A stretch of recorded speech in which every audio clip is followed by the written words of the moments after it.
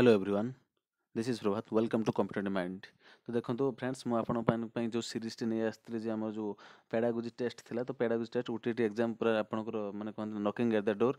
तो आपण मैंने भल भाव प्रैक्टिस कर दिखाँ वीडियो को। तो यहाँ मोर चतुर्थ वीडियो एवं आप जदि चैनल को फास्ट टाइम आसान निश्चित भाव चैनल को सब्सक्राइब करनी और आप कई सांग मैंने ओटीटी प्रिपेयर कर सेयार कर दिंतु। और आप जदि मोर पूर्व वीडियो गुड़ा देखी ना निश्चित भाव ये जो आई बटन अच्छी ये आई बटन पर ही क्लिक करके आप से पूर्व वीडियो देखी निपर वीडियो को देखूँ। ठीक अच्छे, बर्तमान आज फास्ट क्वेश्चन को जीवा। पेडागोजी फास्ट क्वेश्चन, केउं उक्ति वस्तुनिष्ठ प्रश्न पर प्रযোज्य नुहे? अधिक विषय वस्तु अंतर्भुक्त करा जाई पारे, निर्भुल परिमापन संभव, द्रुत और ठीक परिमापन करा जाई पारे, गोटे प्रश्नर एकाधिक शिक्षण उद्देश्य माप करने संभव। तो क्वेश्चन नंबर 1 रो सठिक उत्तर होची 1 नंबर डी। तो गोटे प्रश्नर एकाधिक शिक्षण उद्देश्य माप करा जाई परिबो नाही। तो एटा वस्तुनिष्ठ प्रश्न बा हमर जो एमसीक्यू फॉर्मेट अछि बा जे कोनसी शॉर्ट क्वेश्चन कहंतु ता पई एटा उपयुक्त नुहे। ठीक अछि, नेक्स्ट क्वेश्चन को जिबा। नथिंग सक्सीड्स लाइक सक्सेस, यही उक्ति थर्नडाइक शिक्षण नियम क्यों विधि उपरे पर्यवेसित? देखो चारोटी ऑप्शन अच्छी, अभ्यास, प्रस्तुति, फलाफल, संप्रति। तो 2 नंबर क्वेश्चन सठिक उत्तर होची फलाफल। फलाफल उपरे एटा पर्यवेसित। नेक्स्ट क्वेश्चन को जिबा। क्यों अभ्यास विधिर एक उपविधि नुहे? प्रवृत्ति विधि, उपयोग विधि, अनुपयोग विधि, सांप्रत्य विधि। तो 3 नंबर क्वेश्चन सठिक उत्तर होची प्रवृत्ति विधि। तो देखो फ्रेंड्स, जदि आपण मानको आंसर गुड आपन जणा अछि ताले निश्चित वीडियो को पॉज करंतु, ऑप्शन गुड को भलो भाई पढंतु एवं निज आंसर टी को मन मन कहंतु। जदि आपन ठीक होची ताले ताको एक बोली लिखि रखंतु एवं आपन 30 टी क्वेश्चन केतर ठीक होची मते कमेंट बॉक्स रे लिखि निश्चित भाबे जणांतु। ठीक अछि, नेक्स्ट क्वेश्चन को जिबा। केउं संशोधनी शिक्षण ପାଇଁ उपयुक्त पद्धति? गृह कार्य, शिक्षकों दलगत आलोचना, सहयोग भित्तिक शिक्षण, अभ्यासीकरण। तो 4 नंबर क्वेश्चन सठिक उत्तरटी होची ऑप्शन नंबर सी, सहयोग भित्तिक शिक्षण संशोधन शिक्षण ପାଇଁ एटा संपूर्ण रूपे उपयोगी। ठीक अछि, कोऑपरेटिव लर्निंग जेटा कहंती, पिला निजे निजे भितर ही संशोधन करिवे तांकर। नेक्स्ट क्वेश्चन को जिबा। टर्मान मतरे मेधावी छात्र बुद्धिआंक केते? तो टर्मान मतरे एटा आपण भलो मन रखो। टर्मान विभिन्न व्यक्ति माने विभिन्न प्रकार माने नंबर देइथिले। तो टर्मान मतरे केते? 5 नंबर क्वेश्चन सठिक उत्तरटी होची 140 रु अधिक। तो 140 माने हाई लेवल एटा पूरा स्टूडेंट मान कथा विचार को निया जाई पारे। नेक्स्ट क्वेश्चन को जिबा। मंथरगामी शिक्षार्थी मानक चिन्हिया पई केउं पद्धति उपयोग नुहे? बुद्धि परीक्षण, पितामाता सह साक्षात्कार, शिक्षकों पर्यवेक्षण, कृति परीक्षण। तो 6 नंबर क्वेश्चन सठिक उत्तर होची बी, पितामाता सह साक्षात्कार। तो पितामाता सहित साक्षात करके आम मंथरगामी शिक्षार्थी मानक चिन्हि पारिबा नाही।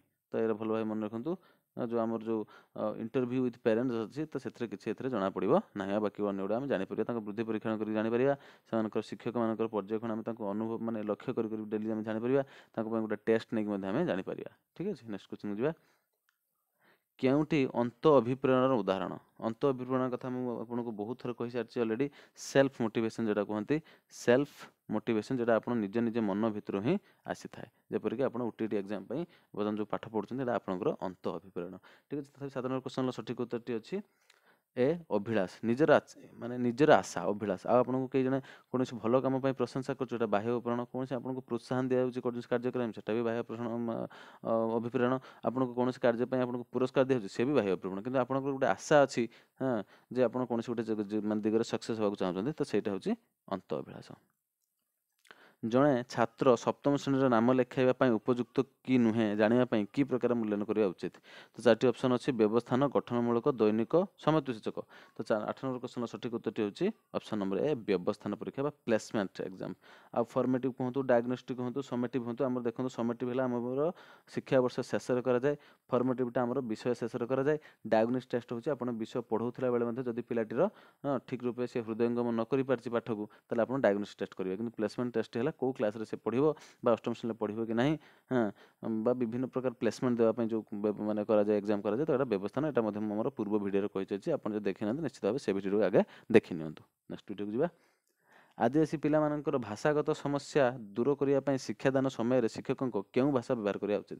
देखो आम आदिवासी पिला माने साधारणतः आमर जो कथित भाषा था ओडिया भाषा प्राय भल भाव बुझीपारती से लांगुएज जो अलिचिक लांगुएज जो निर्दिष्ट निज घरोई लांगुएज अच्छे से भल भाव बुझीपारती। तो से कौ भाषा को व्यवहार करेंगे शिक्षक? पिला कथित भाषा, मानक भाषा, पुस्तक भाषा, उभय पुस्तक और कथित भाषा। तो 9 नंबर क्वेश्चन सठिक उत्तर होची उभय पुस्तक और कथित भाषाटा। साधारणतः से पुस्तक भाषा और कथित भाषा जो कथा प्रचलित चलती से एरिया रे से कथा शिक्षक बेसी गुरुत्व देवा दरकार। नेक्स्ट क्वेश्चन को जीवा। केउं शिक्षण पद्धति कार्यभित्तिक नुहे? मौलिक शिक्षा पद्धति, विज्ञानगर पद्धति, क्रीड़ा पद्धति, प्रश्नोत्तर पद्धति। तो शिक्षण पद्धति कार्यभित्तिक नुहे, जोटा कि कार्य बिना जो पद्धति होता है। तो 10 नंबर क्वेश्चन सठिक उत्तर होची हमर ऑप्शन नंबर डी प्रश्नोत्तर पद्धति। तो प्रश्नोत्तर बेले साधारणतः शिक्षक जनक प्रश्न पचारि थांती एवं पिला माने उत्तर देई थांती। तो यार कोठी आउ बाकी गोटा देखंतु आमे पिला माने किछि किछि कार्य माध्यम शिक्षा करियो। हां जोटा कि हमर कहा जाय आपण जानथे लर्निंग बाय डूइंग जेटा कहते कार्य माध्यम शिक्षा करियो। ठीक अछि। नेक्स्ट क्वेश्चन को जीवा। तो 10 नंबर क्वेश्चन सठिक उत्तर थिला ऑप्शन नंबर डी प्रश्नोत्तर शिक्षा जेटा कि कौन से कार्य माध्यम से शिखु नाही। तो 11 नंबर क्वेश्चन को जीवा।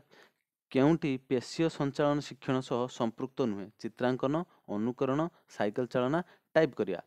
तो 11 नंबर क्वेश्चन सठिक उत्तर होची 11 नंबर बी अनुकरण। ता अर्थ माने आपण देखंतु चित्रांकन होंतु आपनकर शारीरिक परिश्रम हो, साइकिल करिया आपनकर साइकिल परिश्रम शारीरिक परिश्रम हो, टाइप करिया मध्ये आपनकर शारीरिक परिश्रम। किंतु कोनोसी गुटे कार्य को अनुकरण करिया जण जेपरि अंगभंगी करछ आपण से भली अंगभंगी करिया बा जनक भाषा को आपण अनुकरण करि सेहि भलिया कहिबा। तो एठी पेशीय संचालन बा हमर जो मस्कुलर किछि मोटर लर्निंग एथरे किछि हबो नाही। नेक्स्ट क्वेश्चन को जीवा। प्राथमिक विद्यालय रे द्वैत श्रेणी शिक्षादान व्यवस्था काहे कि थाए? तो श्रेणी गृहर अभाव, शिक्षकों को अधिक क्रियाशील करने, श्रेणी अनुपात कम संख्यक शिक्षक थिबारु श्रृंखला रक्षा करने निमंते।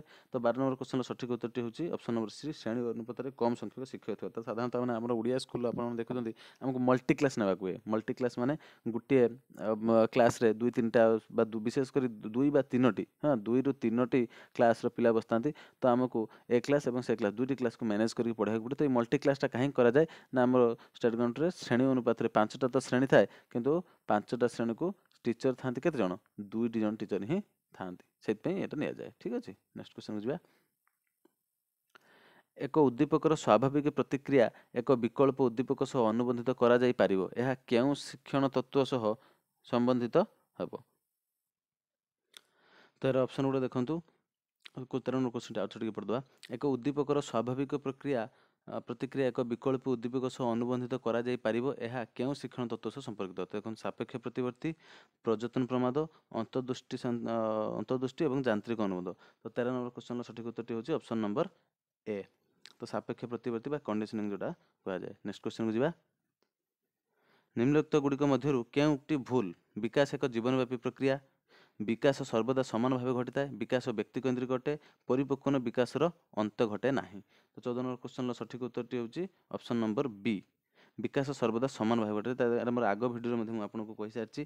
तो देखो प्रति थर विकास को लेकिन गोटे क्वेश्चन निश्चित आसू।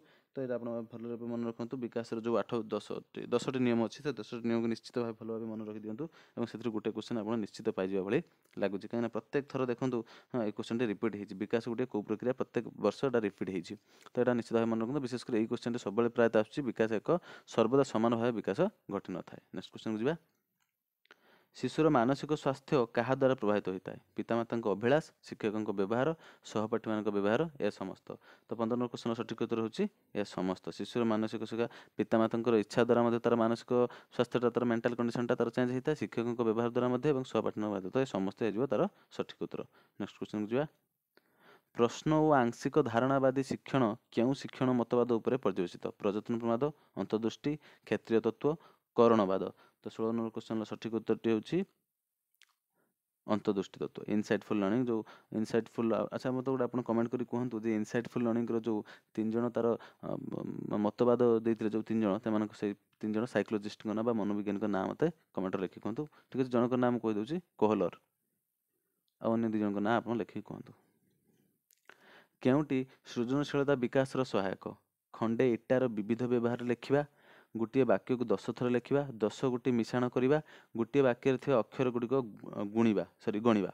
तो 17 नंबर क्वेश्चन सठिक उत्तर होची खंडे इटार विविध व्यवहार लिखा। सृजनशील व्यक्ति ही लिखिपर जो मैंने डाइभर्जेंट थिंकिंग जो डाइभर्जेंट थिंकिंग थाए बस गोटे जिनस को नहीं अनेक माने प्रकार से समाधान करें, अनेक प्रकार समस्या समाधान करते गोटे जिनस को नहीं अनेक कथा से लिखिदे पारे। आ देखो बाक्य को 10 थर लिखा जेकोसी पिला कर चाहिए लिखिदेव 10 गोटी मिश्रण से करदे पार गोटे वाक्य थे अक्षर गुड़िक गणिक कहीदे पार। तो गोटे इटा को लेकिन से विभिन्न प्रकार जिनस से लिखिदे पार गोटे इटा को लेकिन। ठीक अच्छे तेना यहाँ केवल किए कर जड़े ସୃଜନଶୀଳ ବ୍ୟକ୍ତି ହିଁ କରିପାରିବ। 18 क्वेश्चन ଯିବା। ଅନ୍ତର୍ନିବେଶୀ ଶିକ୍ଷା କ'ଣ? ସମସ୍ତ ବିଷୟକୁ ଅନ୍ତର୍ଭୁକ୍ତ କରି ଶିକ୍ଷା ଦେବା, ସମସ୍ତ ଗୋଷ୍ଠୀର ଶିକ୍ଷାର୍ଥୀଙ୍କୁ ଏକତ୍ର କରି ସେମାନଙ୍କର ଆବଶ୍ୟକତା ଅନୁଯାୟୀ ଶିକ୍ଷା ଦେବା, ବିଭିନ୍ନ ଗୋଷ୍ଠୀର ଶିକ୍ଷାର୍ଥୀଙ୍କୁ ବିଭିନ୍ନ ଦଳରେ ପୃଥକ କରି ଶିକ୍ଷା ଦେବା, ସମସ୍ତଙ୍କର ଔପଚାରିକ ଶିକ୍ଷଣ ବ୍ୟବସ୍ଥା କରିବା। ତ 18 କ୍वेଶ୍ଚନର ସଠିକ୍ ଉତ୍ତର ହେଉଛି କ୍वेଶ୍ଚନ ଅପସନ୍ ନମ୍ବର ବି, ସମସ୍ତ ଗୋଷ୍ଠୀର ଶିକ୍ଷାର୍ଥୀଙ୍କୁ ଏକତ୍ର କରି ସେମାନଙ୍କ ଆବଶ୍ୟକତା ଅନୁଯାୟୀ ଶିକ୍ଷଣ ଦେବା। ସବୁ ପିଲାଙ୍କୁ ଗୋଟିଏ ଜାଗାରେ ଶିକ୍ଷା ଦିଆଯିବ, ଯେଉଁଟାକି ଆମର କୁହାଯାଉଛି ଇନକ୍ଲୁସିଭ୍ ଏଜୁକେସନ୍। ବର୍ତ୍ତମାନ ସେଇଟା ଚାଲିଛି ଇନକ୍ଲୁସିଭ୍ ଏଜୁକେସନ୍। ନେକ୍ସଟ କ୍वेଶ୍ଚନକୁ ଯିବା। କେଉଁଟି ଶିକ୍ଷକ କୈନ୍ଦ୍ରିକ ଶିକ୍ଷାଦାନ ଶିକ୍ଷଣ ବ୍ୟବସ୍ଥା, ମାନେ ଶିକ୍ଷକ ଟିଚର ସେଣ୍ଟର ଯେଉଁଟା ରହିଛି। ତ ଶିକ୍ଷକ ଶିକ୍ଷଣ ସହାୟକ ରୂପେ କାର୍ଯ୍ୟ କରନ୍ତି, ଶିକ୍ଷକ ଶିକ୍ଷଣ ସାମଗ୍ରୀ ପ୍ରଦର୍ଶନ କରିବା ବୁଝନ୍ତି, ଶିକ୍ଷକ ଶିକ୍ଷଣ କାର୍ଯ୍ୟକୁ ତଦାରଖ କରନ୍ତି, ଶିକ୍ଷାର୍ଥୀଙ୍କ ଅଭିଜ୍ଞତା ଅର୍ଜନରେ ଶିକ୍ଷକ ସହାୟକ ହୁଅନ୍ତି। ତ 19 ନମ୍ବର କ୍ୱେଶ୍ଚନର ସଠିକ୍ ଉତ୍ତରଟି ହେଉଛି ଅପସନ୍ ନମ୍ବର ବି, ଶିକ୍ଷକ ଶିକ୍ଷଣ ସାମଗ୍ରୀ ପ୍ରଦର୍ଶନ କରି ବୁଝାନ୍ତି। ଏଇଟା ଗୋଟେ ଟିଚର ସେଣ୍ଟର୍ଡ ଏଜୁକେସନ୍ ହେଉଛି। ପିଲାମାନଙ୍କୁ ଏଥିରେ କିଛି ଭୂମିକା ନଥାଏ, କେବଳ ଶିକ୍ଷକ ଦେଖେଇବେ, ପିଲାଙ୍କୁ ଦେଖିକି ଶିଖିବେ। ତ କେଉଁଟି ଦକ୍ଷତା ଭିତ୍ତିକ ଶିକ୍ଷାଦାନ ଶିକ୍ଷଣ ପ୍ରକ୍ରିୟା ସମ୍ପର୍କିତ ନୁହେଁ? ପାଠଟିକୁ କେତେ ଗୁଡ଼ିଏ ଛୋଟ ଛୋଟ ଏକକରେ ପ୍ରକାଶ କରାଯାଏ, ଦକ୍ଷତା ଗୁଡ଼ିକ ସରଳରୁ ଜଟିଳ କ୍ରମାନ୍ୱୟରେ ସଜାଯାଇଥାଏ, ପ୍ରତ୍ୟେକ ଦକ୍ଷତା ପୂର୍ବ ଦକ୍ଷତା ଉପରେ ଆଧାରିତ, ସମସ୍ତ ଦକ୍ଷତା ଶିକ୍ଷାଦାନ ଓ ଶିକ୍ଷଣ କାର୍ଯ୍ୟ ଏକା ସାଙ୍ଗେ କରାଯାଇଥାଏ। ତ 20 ନମ୍ବର କ୍ୱେଶ୍ଚନର ସଠିକ୍ ଉତ୍ତର ହେଉଛି ଅପସନ୍ ନମ୍ବର ଡି, ସମସ୍ତ ଦକ୍ଷତା ଶିକ୍ଷାଦାନ ଓ ଶିକ୍ଷଣ କାର୍ଯ୍ୟ ଏକା ସାଙ୍ଗେ କରାଯାଇଥାଏ। ତ ଏ ହେଉଛି ଶିକ୍ଷାଦାନ ଶିକ୍ଷଣ ପ୍ରକ୍ରିୟା ସମ୍ପର୍କିତ ଏଟା ନୁହେଁ। ନେକ୍ସଟ କ୍ୱେଶ୍ଚନକୁ ଯିବା। କେଉଁ ପ୍ରଶ୍ନର ଉତ୍ତର ଅନୁମାନ କରି ଦେବାର ସମ୍ଭାବନା ସବୁଠାରୁ କମ୍? ସମାପନ ପ୍ରଶ୍ନ, ହଁ ନା ପ୍ରଶ୍ନ, ବିକଳ୍ପ ପ୍ରଶ୍ନ, ଗୋଟିଏ ବାକ୍ୟର ଉତ୍ତର ଦେବା। ତ 21 ନମ୍ବର କ୍ୱେଶ୍ଚନର ସଠିକ୍ ଉତ୍ତର ହେଉଛି ଅପସନ୍ ନମ୍ବର ସି, ବିକଳ୍ପ ପ୍ରଶ୍ନ।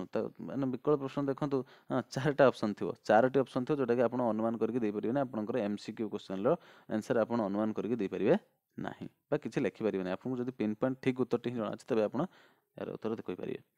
ଗୋଟିଏ ପିରିୟଡ଼ର ଶିକ୍ଷାଦାନ ଶେଷ ସୋପାନରେ କି ପ୍ରକାର ପ୍ରଶ୍ନ ପଚାରିଥାଏ? ତ ନିଶ୍ଚିତ ଭାବେ ଆପଣ ଯଦି ଲେସନ୍ ନୋଟ୍ ବା ଲେସନ୍ ପ୍ଲାନ୍ ପ୍ରିପେୟାର କରିଛନ୍ତି, ତାହେଲେ ପିରିୟଡ଼ ଶେଷରେ କେଉଁ ପ୍ରକାର ପ୍ରଶ୍ନ ପଚାରିଥାଏ ଏଟା ଆପଣ ନିଶ୍ଚିତ ଭାବେ ଜାଣିଥିବେ। ଭାରି ସହଜ କ୍ୱେଶ୍ଚନଟିଏ, ସମାପ୍ତି ସୂଚକ କ୍ୱେଶ୍ଚନ, ଏଟା ମାନେ ଭଲ ଭାବେ ସମସ୍ତେ ଜାଣିଛନ୍ତି। ଠିକ୍ ଅଛି।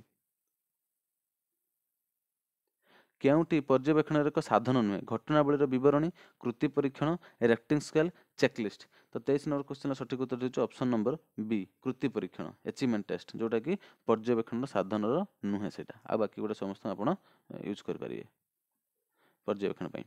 କେଉଁଟି ଗୋଟିଏ ମୁକ୍ତ ଉତ୍ତରମୂଳକ ପ୍ରଶ୍ନ ନୁହେଁ? ବୃକ୍ଷ ଦିନବେଳା କେତୋଟି ଗ୍ୟାସ୍ ତ୍ୟାଗ କରେ, ପତ୍ରର କାର୍ଯ୍ୟ ବର୍ଣ୍ଣନା କର, ଜଳର ଉପଯୋଗିତା ଲେଖ ଏବଂ ଗୋଟିଏ ବାଡ଼ିକୁ କିପରି ବ୍ୟବହାର କରେ। ଦେଖନ୍ତୁ ଆମର ପୂର୍ବ ଭିଡ଼ିଓ ମାନେ ଆପଣ ଯଦି ଦେଖିଛନ୍ତି, ତ ପୁରା ଡିଟୁ এই କ୍ୱେଶ୍ଚନଟି ରିପିଟ୍ ହେଇଛି। ଦେଖନ୍ତୁ 2 ବର୍ଷର କ୍ୱେଶ୍ଚନରେ এই କ୍ୱେଶ୍ଚନଟି 2 ବର୍ଷର ପ୍ରଶ୍ନରେ ଏଟା ରିପିଟ୍ ହେଇଛି। ତ ଆପଣ ଏଟା ଅନୁମାନ କରିପାରୁଥିବେ, ଯଦି ଆପଣ ଦେଖିଛନ୍ତି ମୋର ପୂର୍ବ ଭିଡ଼ିଓ, ଭଲସେ ଆପଣ ଜାଣିପାରିବେ ଏଟାକୁ। ତ 24 ନମ୍ବର କ୍ୱେଶ୍ଚନର ସଠିକ୍ ଉତ୍ତରଟି ହେଉଛି ଅପସନ୍ ନମ୍ବର ଏ, ବୃକ୍ଷ ଦିନବେଳା କେତୋଟି ଗ୍ୟାସ୍ ତ୍ୟାଗ କରେ। କେବଳ ଦୁଇଟା ହିଁ ଉତ୍ତର ଆସିବ, ଏହାର କେବଳ ଗୋଟିଏ ହିଁ ଉତ୍ତର ଆସିବ ଯେ ବୃକ୍ଷ ଦିନବେଳା ଅକ୍ସିଜେନ୍ ଗ୍ୟାସ୍ ତ୍ୟାଗ କରିବ। ତା ବ୍ୟତୀତ ଅଲଗା କିଛି ଆସିବନି। ପତ୍ରର କାର୍ଯ୍ୟ ଦେଖନ୍ତୁ, ପିଲା ଅନେକ କିଛି ଲେଖିପାରିବ, ଜଳର ଉପଯୋଗିତା ଅନେକ କିଛି ଲେଖିପାରିବ, ଗୋଟେ ବାଡ଼ିକୁ ବ୍ୟବହାର କରି ଅନେକ କାର୍ଯ୍ୟ କରିହେବ। ତ ଏଟାକୁ ମଧ୍ୟ ବହୁତ ଗୁଡ଼ା ଲେଖିହେବ, କିନ୍ତୁ ଏଇଟା କେବଳ ପିନ୍ ପଏଣ୍ଟ ଆମକୁ ଯଦି ସେ ଅକ୍ସିଜେନ୍ ବା ଅମ୍ଳଜାନ ବୋଲି ଜାଣିଛି, ତେବେ ଯାଇକି ସେଟା ଲେଖିପାରିବ। ତ ଏଟା ଗୋଟେ ଉତ୍ତରମୂଳକ ପ୍ରଶ୍ନ ନୁହେଁ। ଠିକ୍ ଅଛି, ଅପସନ୍ ନମ୍ବର ଏ ଏହାର ସଠିକ୍ ଉତ୍ତର।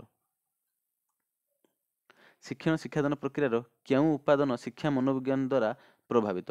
ତ 25 ନମ୍ବର କ୍ୱେଶ୍ଚନର ଅପସନ୍ ନମ୍ବର ହେଉଛି ଶିକ୍ଷାଦାନ ପଦ୍ଧତି, ଶିକ୍ଷଣ ଅଭିଜ୍ଞତା, ମୂଲ୍ୟାୟନ, ଏ ସମସ୍ତ। ତ 25 ନମ୍ବର କ୍ୱେଶ୍ଚନର ସଠିକ୍ ଉତ୍ତର ହେଉଛି ଏ ସମସ୍ତ। ସବୁଯାକ ହେଉଛି ଶିକ୍ଷଣ ଶିକ୍ଷା ପ୍ରକ୍ରିୟାର ଉପାଦାନ ବୋଲି ବୁଝାଯାଇପାରିବ। 26 ନମ୍ବରକୁ ଯିବା।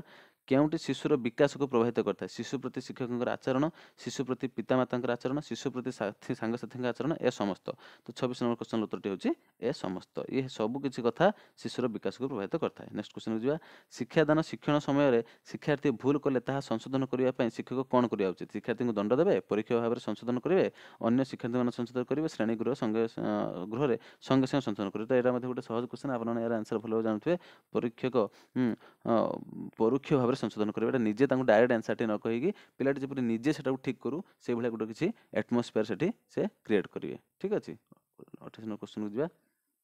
ବୌଦ୍ଧିକ ବିକାଶର କେଉଁ ପର୍ଯ୍ୟାୟରେ ଶିକ୍ଷାର୍ଥୀର ସମସ୍ୟା ସମାଧାନମୂଳକ ଦକ୍ଷତାର ବିକାଶ ଘଟିଥାଏ? ସମ୍ବେଦୀକାରକ, ପ୍ରାକ୍ ସଂକାର୍ଯ୍ୟଧର୍ମୀ, ସ୍ଥଳ ସଂକାର୍ଯ୍ୟଧର୍ମୀ, ବିମୂର୍ତ୍ତ ସଂକାର୍ଯ୍ୟଧର୍ମୀ। ତ 28 ନମ୍ବର କ୍ୱେଶ୍ଚନର ସଠିକ୍ ଉତ୍ତରଟି ହେଉଛି option number D,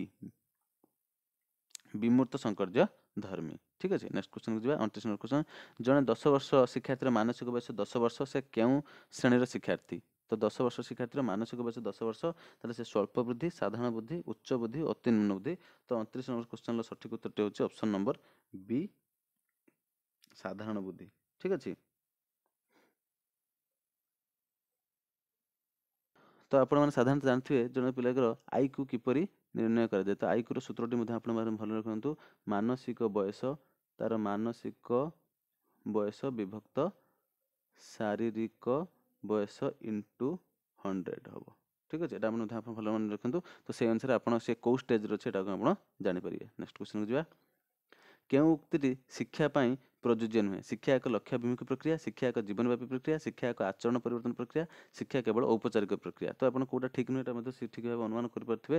option number D ଏହାର ସଠିକ୍ ଉତ୍ତର। ଶିକ୍ଷା ଏକ କେବଳ ଔପଚାରିକ ପ୍ରକ୍ରିୟା ନୁହେଁ, ଶିକ୍ଷାକୁ ମଧ୍ୟ ଅନୌପଚାରିକ ଭାବରେ ବା ବିଦ୍ୟାଳୟ ବାହାରେ ମଧ୍ୟ ଆପଣ ଶିକ୍ଷା ଗ୍ରହଣ କରିପାରିବେ ବା କିଛି ଶିଖିପାରିବେ। ଯେଉଁଠି ଆପଣ କିଛି ଶିଖିପାରନ୍ତି ସେଇଟା ହେଉଛି ଶିକ୍ଷା। ସେ କେବଳ ଯେ ବିଦ୍ୟାଳୟରେ ଦିଆହେଉଥିବା ଫର୍ମାଲ ଶିକ୍ଷା ତାକୁ ଏରା ବୁଝାଉ ନାହିଁ। ଠିକ୍ ଅଛି, ତ ଦେଖନ୍ତୁ ଆଜି ଆମର 30ଟି କ୍ୱେଶ୍ଚନ୍ ଶେଷ ହୋଇଛି। ତ ଇଏ ଥିଲା ଆମର ଚତୁର୍ଥ ଟେଷ୍ଟ। ଆପଣ ଭଲ ଭାବେ ଅନ୍ୟ ଟେଷ୍ଟ ଗୁଡ଼ିକ ମଧ୍ୟ ଏକ୍ଜାମ୍ ପୂର୍ବରୁ ଆଉ ଥରେ ପ୍ରାକ୍ଟିସ୍ କରିନିଅନ୍ତୁ ଏବଂ ନିଶ୍ଚିତ ଭାବେ ମୋ ଭିଡ଼ିଓଟିକୁ ସେୟାର କରନ୍ତୁ ଏବଂ ଟିକେ ଚ୍ୟାନେଲଟିକୁ ସବସ୍କ୍ରାଇବ୍ କରନ୍ତୁ, ଯାହାଫଳରେ ଚ୍ୟାନେଲଟି ଟିକେ ଗ୍ରୋ କରିବ ଏବଂ ମୋତେ ଅଧିକରୁ ଅଧିକ ଭିଡ଼ିଓ ବନାଇବା ପାଇଁ ଟିକେ ମୋଟିଭେସନ୍ ମିଳିବ। ଯାହା ବି ହଉ, ପୁଣି ଦେଖାଯିବ ନେକ୍ସଟ ଭିଡ଼ିଓରେ। ଜୟ ଜଗନ୍ନାଥ, ଥ୍ୟାଙ୍କ ୟୁ।